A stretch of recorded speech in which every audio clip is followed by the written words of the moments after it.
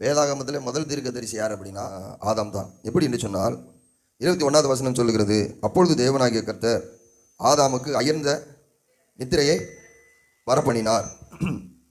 அப்போ அயர்ந்த நித்திரை வந்த இந்த ஆதாமுக்கு என்ன தெரியும்? ஒன்றுமே தெரியாது. உங்களுக்கு என்ன ராத்திரியில் என்ன நடக்குது எதாவது தெரியுமா? தெரியாது. இப்போ அயர்ந்த நித்திரை வர சொல்லி ஒரு ஆப்ரேஷன் பண்ணுறாரு.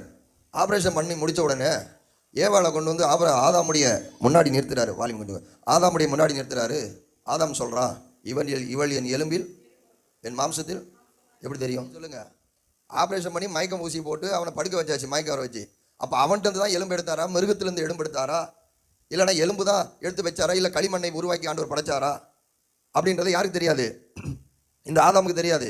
ஆனால் ஆதாம் கரெக்டாக சொல்கிறான். என்ன சொல்கிறான்? இவள் என் எலும்பில் எலும்பும் என் மாம்சத்தில்.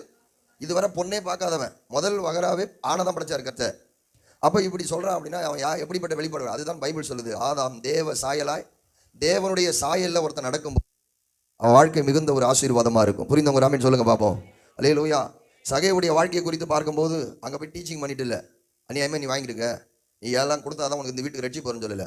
தேவனோடு ஒரு மனுஷன் நடக்க ஆரம்பிச்சிட்டானா அவன் தேவ சாயல் அவனுக்குள்ள வெளிப்பட ஆரம்பிச்சிடும். புரிஞ்சவங்க ராமின்னு சொல்லுங்க.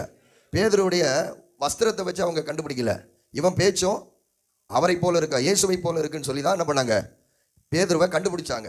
அப்போ ஒரு மனிதன் தேவனோடு நடக்கும்போது தேவன் இருதயத்தில் என்னெல்லாம் திட்டம் வகிக்க நினைக்கிறாரோ அதையெல்லாம் கர்த்தர் அவனுக்கு என்ன பண்ணுவார், வெளிப்படுத்துவார். ஆகவே தான் ஆதாம் தன் மனைவி எப்படி வந்தாள் என்பது அவனுக்கு தெரியாது, ஆனால் கரெக்டாக சொல்கிறான். அது சொல்வதற்கு காரணம் என்னன்னா, அவன் தேவ சாயலாய் படைக்கப்பட்டான்.